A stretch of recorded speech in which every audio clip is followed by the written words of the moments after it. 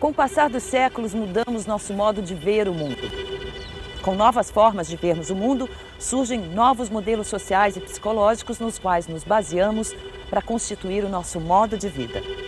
A noção de família também mudou muito no decorrer da história. Que impacto a educação de nossos filhos sofre com essas mudanças? No programa de hoje, o psicoterapeuta Ivan Capelato e o psicanalista Joel Birman pensam a educação a partir do atual modelo de família e nos ajudam a compreender melhor o que é educar um filho no século XXI. Aquilo que caracterizou a família dita moderna,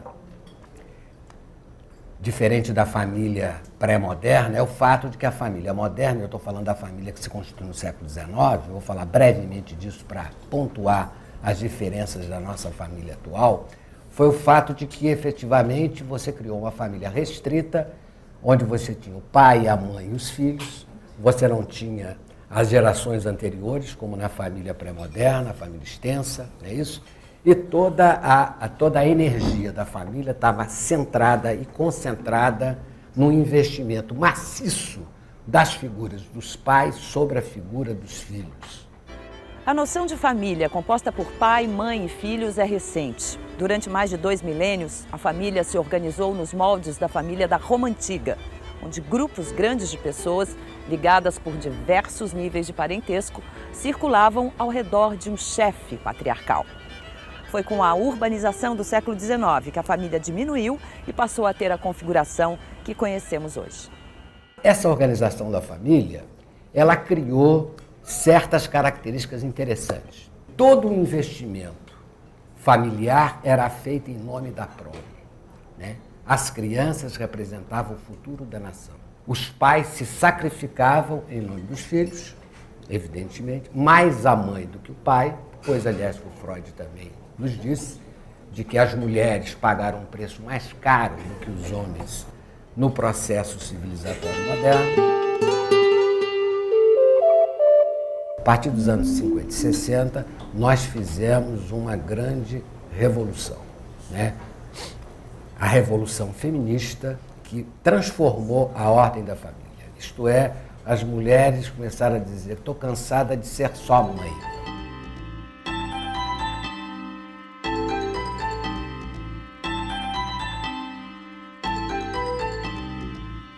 Foi a revolução mais profunda da história e aquela que se deu num espaço mínimo, que é o espaço entre o quarto e a cozinha. É claro que para que essa revolução feminista acontecesse, necessário foi a criação dos procedimentos anticoncepcionais seguros, para que as mulheres pudessem efetivamente separar o mundo do desejo e o mundo da reprodução. E poder definir quando eu quero ter filho e quando eu não quero. Se é que quero. Aquilo que até então era fundamental para qualquer mulher ou para qualquer homem, o ideal da família, né? E o ideal do casamento, se tornou alguma coisa que é subsumido ao ideal do desejo dos parceiros.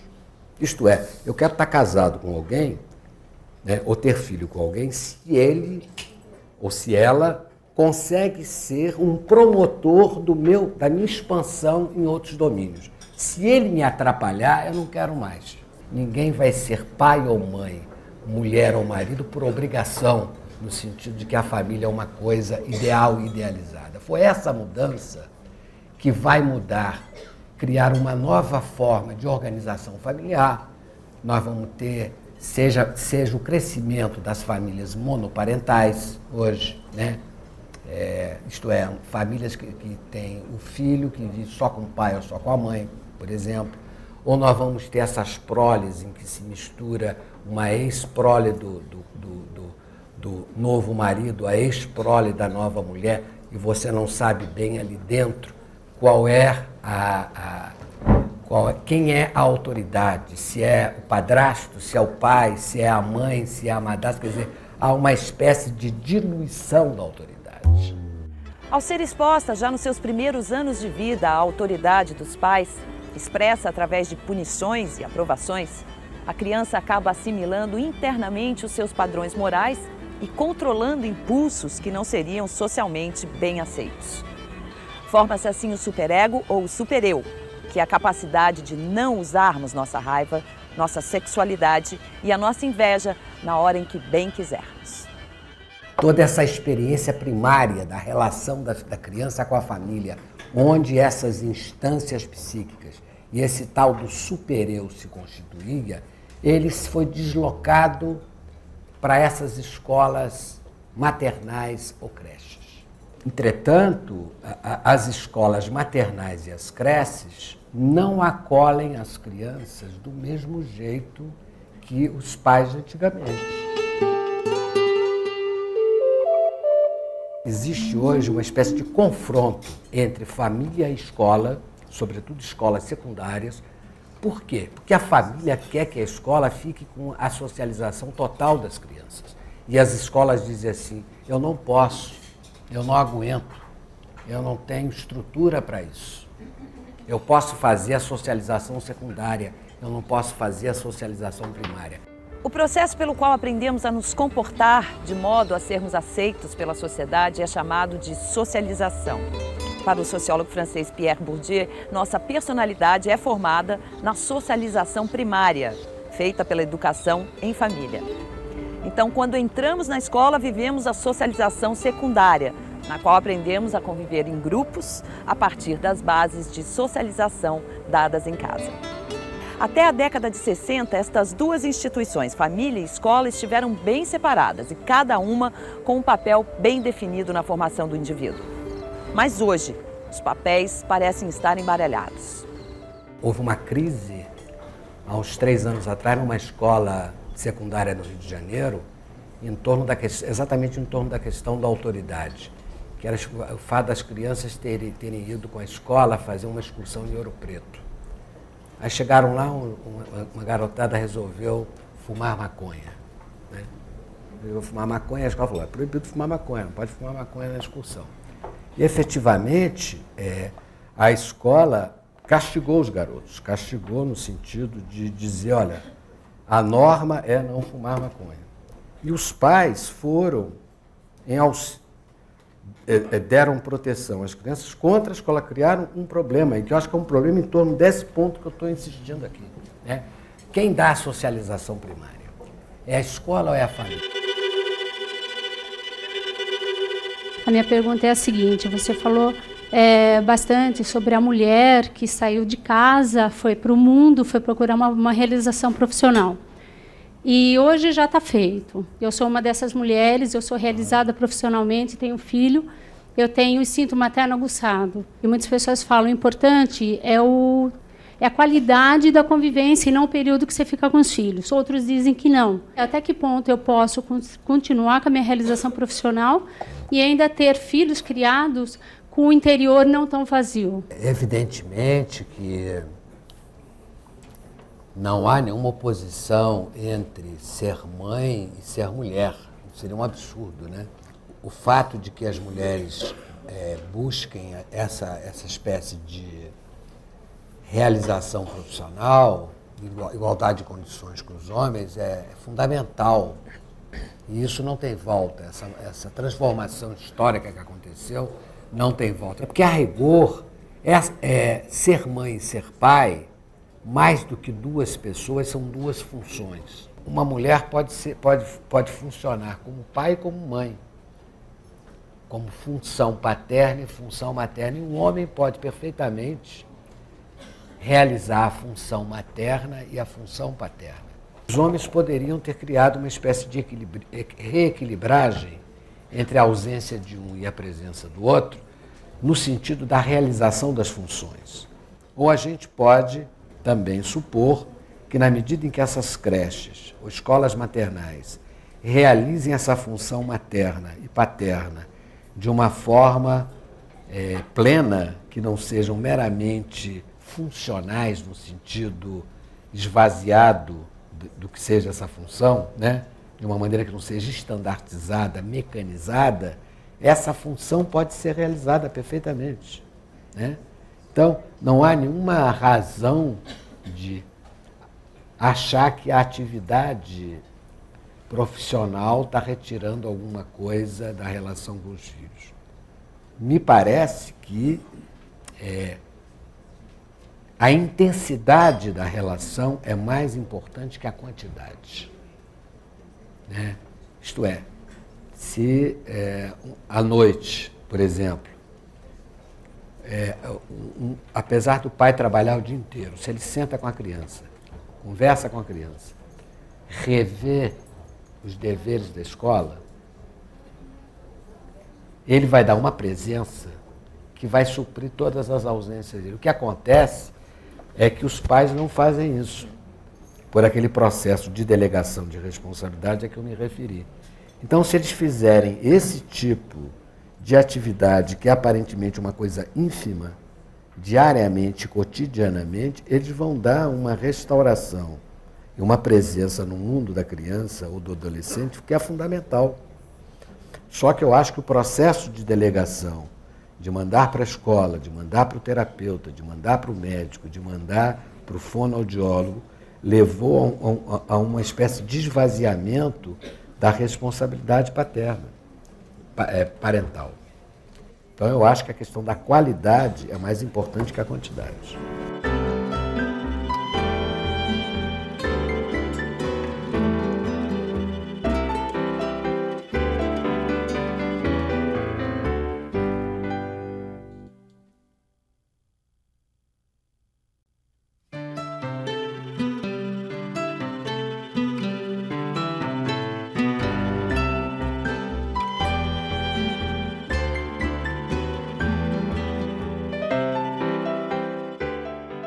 Com a criança indo para a escola cada vez mais cedo, os papéis e limites da educação escolar e da educação dada em casa se confundem, às vezes entrando em contradição ou criando lacunas na formação dessa criança como indivíduo.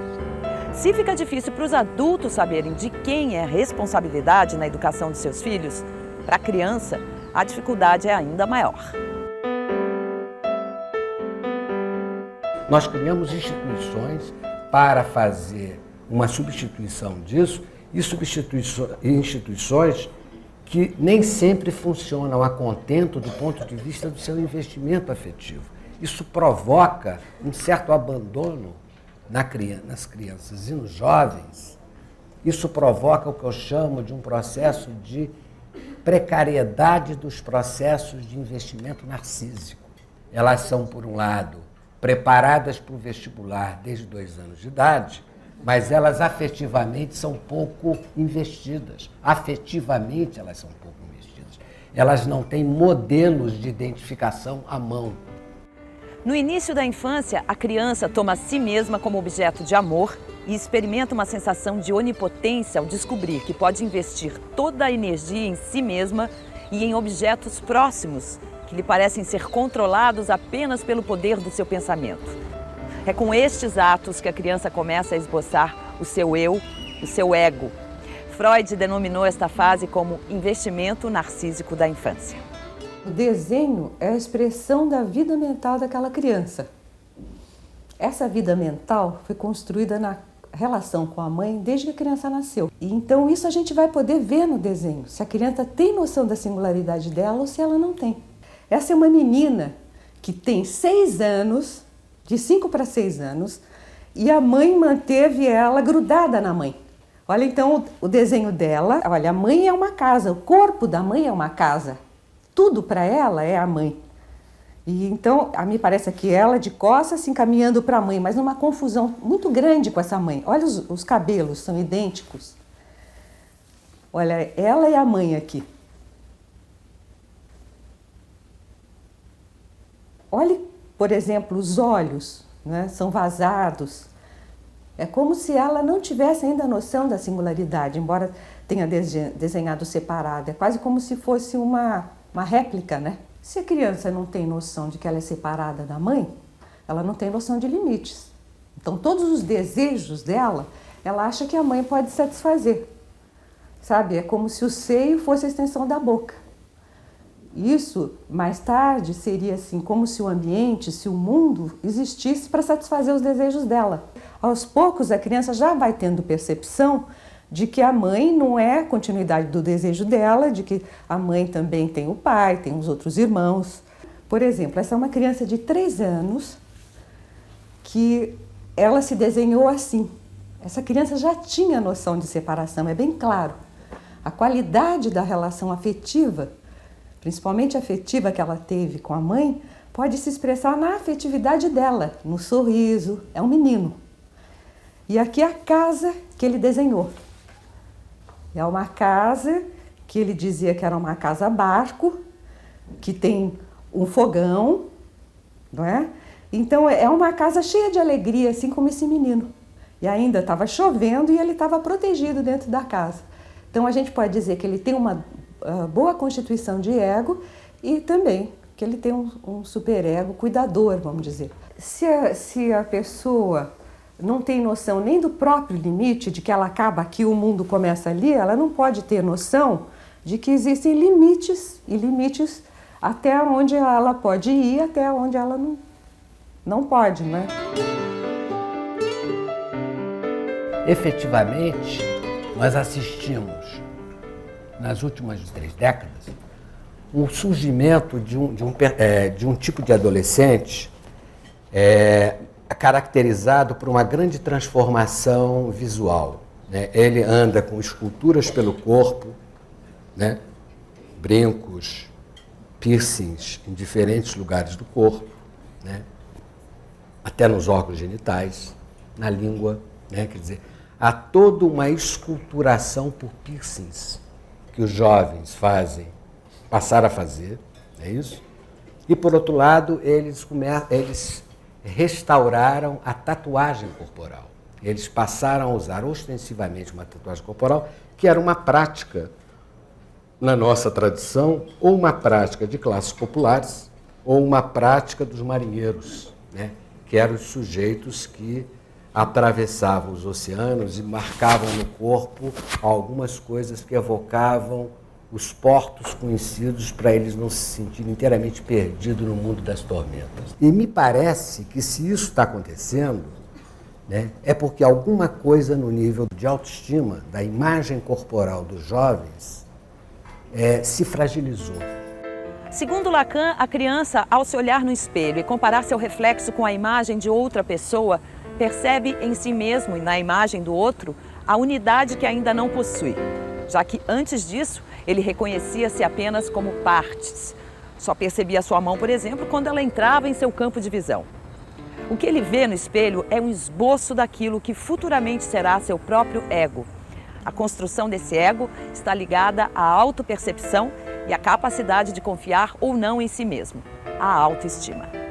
Então, o que acontece? Quer dizer, quando eu boto piercings no meu corpo, nas diferentes partes do corpo, o que eu estou fazendo é botar uma espécie de parafuso para segurar a minha imagem corporal. Senão, ela vai se desvanecer, concretamente. Eu preciso fazer uma ortopedia da minha imagem corporal, porque o investimento narcísico que eu tive foi tão pequeno que se eu não botar parafuso para segurar a imagem cai. Os jovens hoje são altamente ressentidos de os pais terem dado para eles um mundo onde eles não veem possibilidade de futuro fácil, né? Dentro dessa dificuldade de inserção do mundo, né? Quer dizer, então, nessa perspectiva, há um ressentimento dos jovens em relação ao mundo dos adultos, que é um ressentimento importante, né? E, ao mesmo tempo, esses desenhos no corpo mostram que os jovens buscam uma forma de pertencimento tribalizado. É uma espécie de inserção tribal, desenhando no corpo de que tribo eles fazem parte, como os marinheiros faziam quando eles desenhavam seu corpo, aludindo às suas ligações com cidades ou com mulheres que ficavam nos portos que ele atravessavam, para eles não se sentirem um ser perdido e único, desamparado no meio dos oceanos, né? E ele começa a criar outras tribalizações, porque o processo de filiação familiar ficou fragilizado.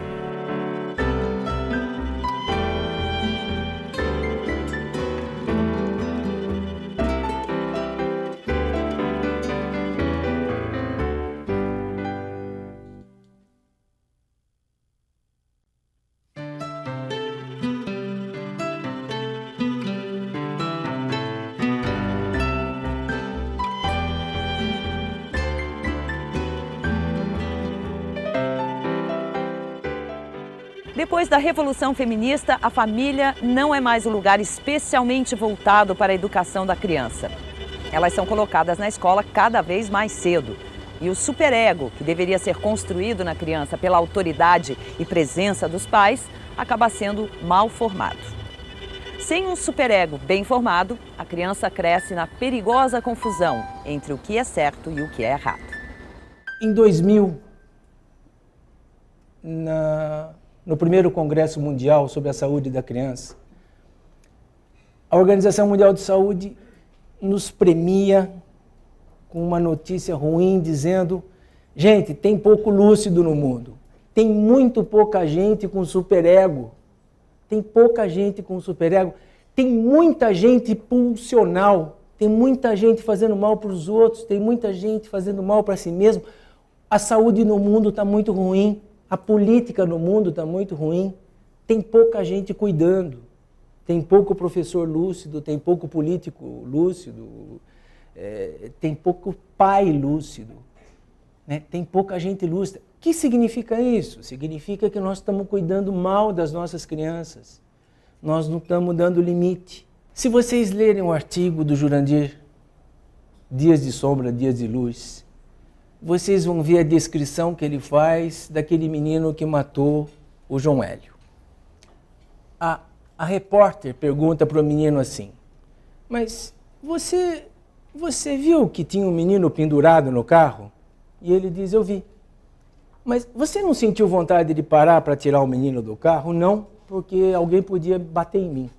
Mas o que você fez? O que você estava fazendo? Eu estava tentando bater o menino no poste para ver se ele caía.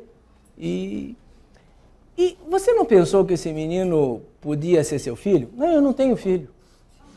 Percebe?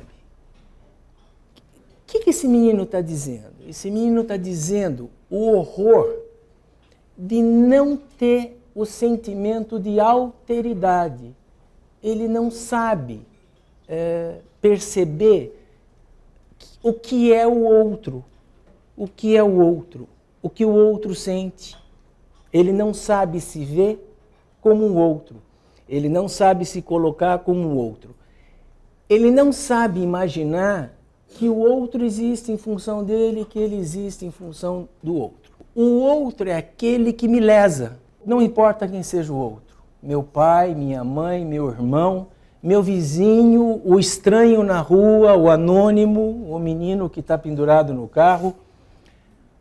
O fato do outro existir é o fato de que me falta alguma coisa. O relógio que o outro tem é um motivo de tristeza e de raiva para mim. O corpo do outro, a casa do outro. Eu sou pobre porque você é rico. Eu sou feio porque você é bonito. Eu não tenho esse relógio porque você tem. Eu sou baixo porque você é alto. Eu sou negro porque você é branco. Esse é o discurso da ausência de superego.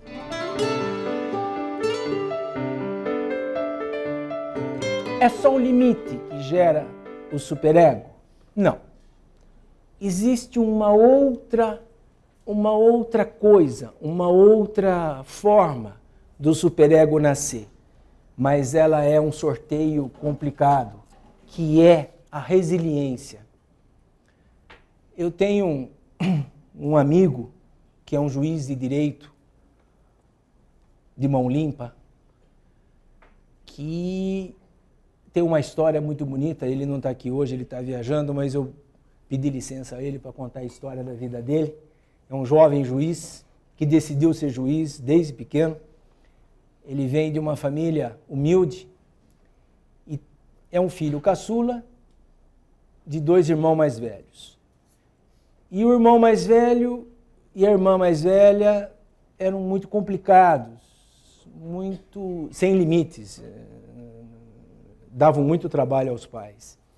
E um dia esse menino, tinha uns 6 anos de idade, a mãe chorava muito, porque a mãe que não dá limite e que cria um filho que começa a se sentir maldoso, né? O filho que não tem limite e que se sente mal porque faz a mãe chorar, ao mesmo tempo que ele se sente uma pessoa muito má e vai ser maldoso o resto da vida, Ele se sente poderoso, imagine. Eu tenho 9 anos e faço minha mãe chorar. Minha mãe tem 30. Imagine que poder eu tenho. Eu vou ser presidente da República quando eu crescer. Você imagina isso? Eu vou ser o que eu quiser. Percebe o poder que eu tenho? Eu posso matar e dormir. Eu posso tirar tudo que eu quiser de todo mundo. Olha o que eu faço. Eu sou mal. Eu já sou mal. Então, o que mais pode me acontecer, né? Olha, eu fiz chorar a pessoa mais importante da minha vida, posso fazer chorar o resto do mundo. Melanie Klein falava muito disso. Essa maldade intrínseca que as crianças crescem e depois elas podem fazer mal para o mundo, porque elas já fizeram mal para a pessoa mais importante das suas vidas. E esse menino então olhou para sua mãe chorando, para o seu pai chorando, e ele disse para ele assim: eu não quero fazer isso, eu não quero isso para mim. E ele começou então a se afastar dos irmãos e a se afastar da mãe e do pai. E começou a estudar, começou a se isolar e fazer uma primeira série esplêndida. E na época dele ganhava uma fitinha verde e amarela. Lembra que antigamente o Brasil era verde e amarelo? E na segunda série ele ganhou outra fitinha verde e amarela, e na terceira série outra fitinha verde e amarela, e na quarta série. E a mãe ficava feliz, mas não era a felicidade da mãe que o mantinha nisso, chama-se resiliência.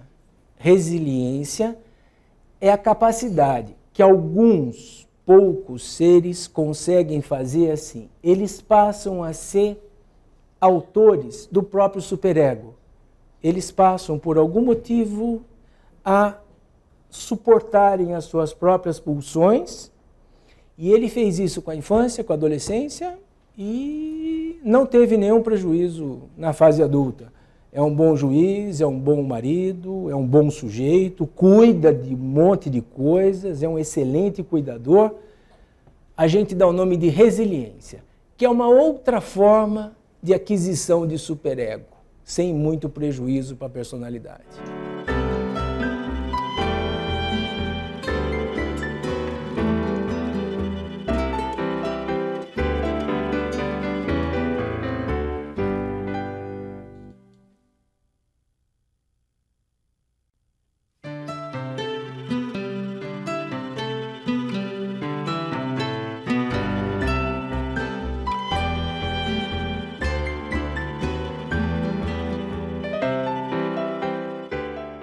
O que eu tenho visto na clínica, o que eu tenho visto nas instituições, quando eu visito instituições, né, principalmente as escolas, é o desespero, esse desespero que você relatou aí, o desespero desse impasse de que a escola não cuida.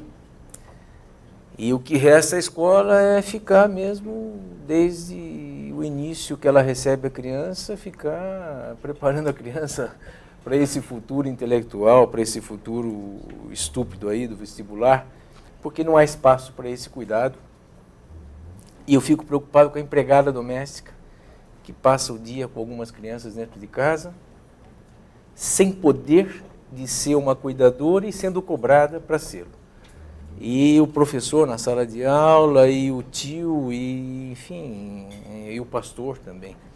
Então eu queria que você falasse então sobre esse mundo em transição e que talvez dissesse um pouquinho para nós, talvez até para apaziguar alguns de nós que são psicanalistas aqui, tem muitos aqui, alguns psicólogos, alguns pedagogos, nós temos pessoas que são psicopedagogos, que recebem crianças com alguns defeitos e que se tornam, de alguma forma, as crianças transferem durante algum tempo para essas pessoas as suas angústias e tal, e depois são retiradas e sobra para esses cuidadores temporários a angústia de saber que poderia ter cuidado, mas também não tem esse papel, né? A escola teria que assumir, né, e se transformar,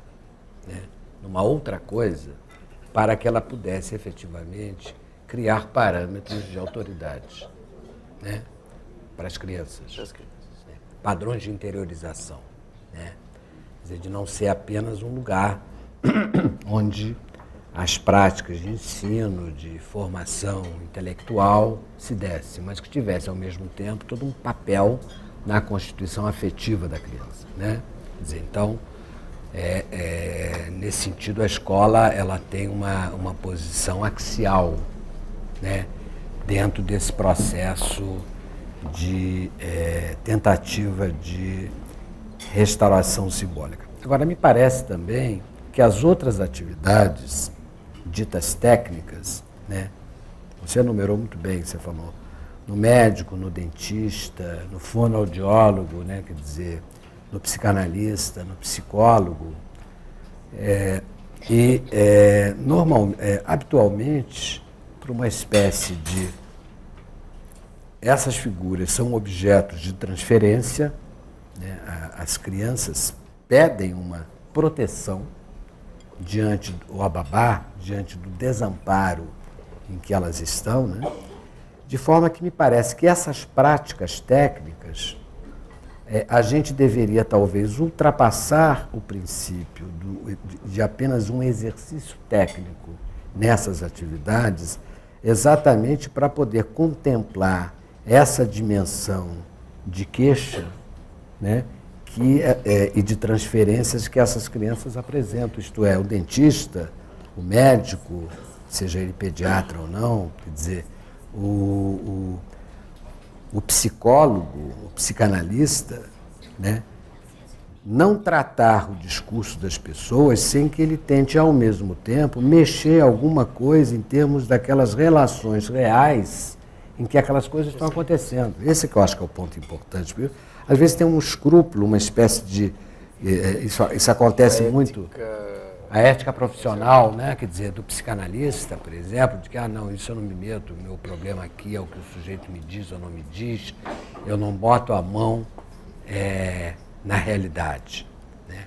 Mas me parece que faz parte do trabalho do psicanalista, do médico, do psicólogo, que ele possa mexer nas relações reais para que as relações simbólicas, para que o campo do discurso, da linguagem, ganhe consistência.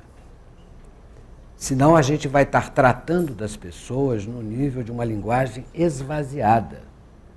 Né? Quer dizer, ou essas relações se transformam minimamente no plano da conflitualidade real e são pessoas mais fragilizadas que o adulto, que são crianças ou adolescentes, quer dizer, que precisam de uma espécie de aporte do outro, né, diante das figuras dos pais, para que aquilo que é tratado terapeuticamente ganhe efetivamente um peso efetivo. Senão, o que eu temo, né, e a gente vê isso frequentemente na clínica, que da mesma forma como os pais querem se livrar de um peso quando mandam os filhos para a escola, toma que o filho é teu, digamos assim, ela faz a mesma coisa com o médico, com o dentista e com o psicanalista. Exatamente a mesma coisa.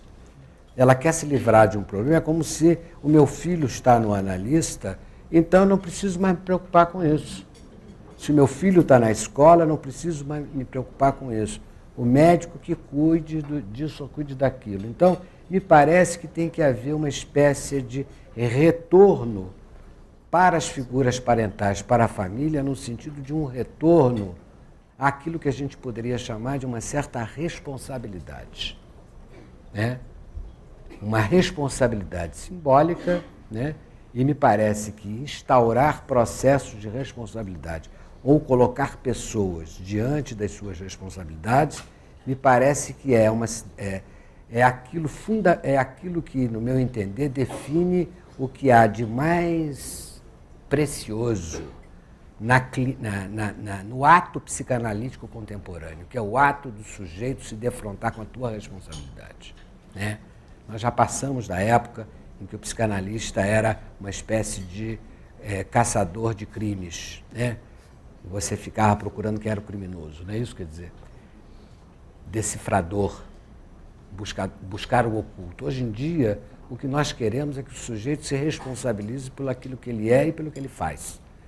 E, nesse sentido, eu acho que faz parte do trabalho do psicanalista, mas não só do psicanalista, mas também do médico, orientado de uma maneira mais humanista, ou do dentista, ou do religioso, poder devolver para a família essa responsabilidade que a família tem que ter e que ela tende a atribuir a esses técnicos. Senão a gente vai, aí sim, partir para um apocalipse final.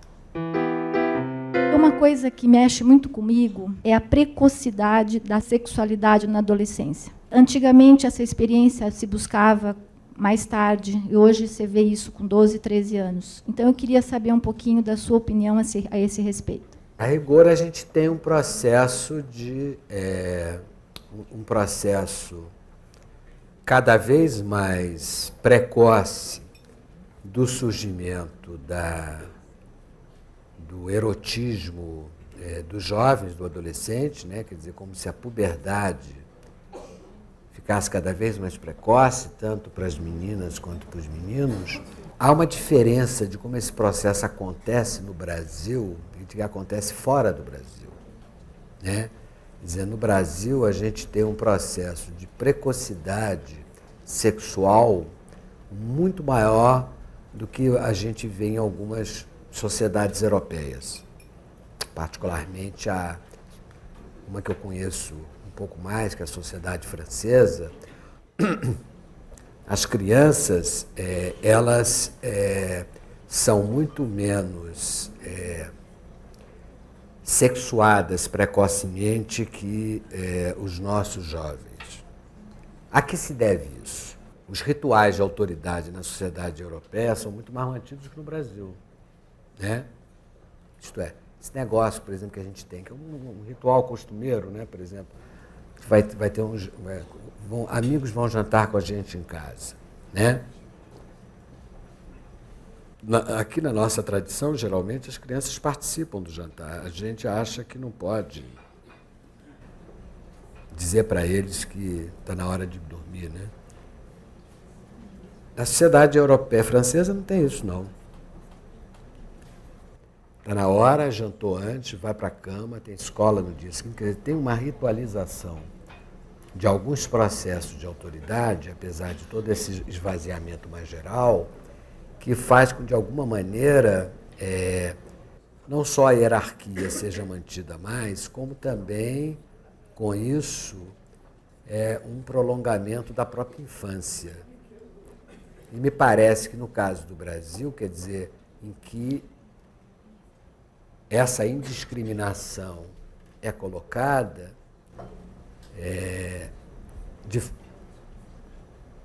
a maneira pela qual a criança lida com o desamparo dela diante dessa frouxidão da autoridade, tanto no nível familiar como no nível institucional, leva ela, além dela estar exposta, mais aqui do que lá também, a uma amostragem de muita coisa sexual e agressiva através da televisão.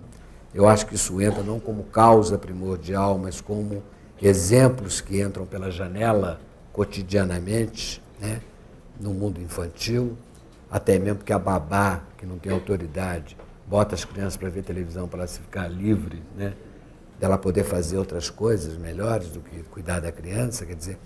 Então, esse material vai alimentando um imaginário onde a forma pela qual a criança se sexuar, se erotizar e acabar vivendo e começando uma puberdade mais precoce é o resultado. Isso por uma razão muito simples. O que a psicanálise descobriu, no fundo, é uma fórmula muito simples, de que a melhor forma que nós temos para lidarmos com a dor é o erotismo. Digamos que a descoberta do Freud foi essa. Ele não descobriu nada, porque isso já sempre se soube, mas de qualquer maneira ele sistematizou essa descoberta. Então, digamos que diante da dor, desse desamparo das crianças hoje, a erotização é uma maneira delas se protegerem da dor. a que elas são expostas. É uma maneira delas tentarem resistir, se defender da dor que elas estão expostas. Eu acho que seria assim que a gente poderia entender essa experiência. Nós estamos hoje diante de um mundo em que a política e a ética se faz num plano cosmopolita. Eu estou me valendo aqui de uma referência a um pensador francês chamado Jacques Derrida, que insiste nessa dimensão dos movimentos cosmopolitas. Eu acho que o movimento feminista ou o movimento gay são movimentos cosmopolitas, e eu acho que essa ética política, essa política da multidão, passa por aquilo que ainda o Derrida chama de uma ética da amizade. A gente precisa criar, hoje a gente tem condições de criar uma ética da amizade que era impossível quando nós ficávamos presos às nossas tradições nacionalistas, né? Onde o outro era um inimigo em potencial. Na medida em que nós nos tornamos personagens de um mundo cosmopolita, e essa é o que de positivo trouxe a globalização, né? É a possibilidade de nós criarmos uma ética da amizade, né? Onde nós vamos nos agrupar com as nossas diferenças em nome dos nossos propósitos comuns. Para isso vai implicar numa responsabilidade nossa com o outro, vai representar uma responsabilidade nossa com os nossos diferentes, vai implicar num aprendizado de uma responsabilidade de saber conviver com o diferente, né? E eu acho, inclusive, que essa palavra diferente hoje, ela assume um sentido que ela não tinha há 30, 40 anos atrás. Saber conviver com a diferença hoje é saber conviver com aquilo que não tem nada em comum com o que eu encontre como referente na minha memória. Porque até então, a convivência com o diferente passava por um referencial narcísico, está me entendendo?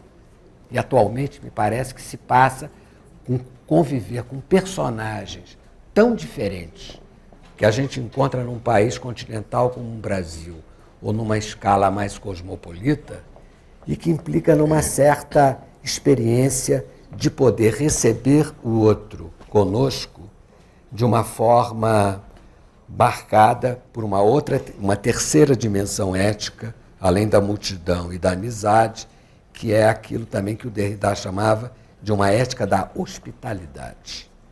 Saber receber o outro na sua casa. Na sua casa, não é na sua morada, na sua casa psíquica, né? Saber acolher o outro, não obstante o fato de que o sujeito seja inteiramente diferente de você, mas que você possa encontrar na diferença dele uma marca de humanidade que você pode não portar em você, mas que você tem a grandeza de reconhecer. Eu acho que o mundo globalizado, pós-dissolução dos Estados-nações, em que a gente pode tentar restaurar formas outras de soberania que não seja do Estado, através da ideia de multidão, nos leva ao mesmo tempo ao exercício de um cosmopolitismo, de uma ética da amizade e da hospitalidade. Eu acho que é assim que a gente pode reinstituir a ideia de autoridade hoje. No programa de hoje, vimos como ter pais que coloquem limites é importante para a criança ter noção do que é certo e o que é errado. Está aí a chave para a construção de um mundo melhor de se estar, com o outro e consigo mesmo.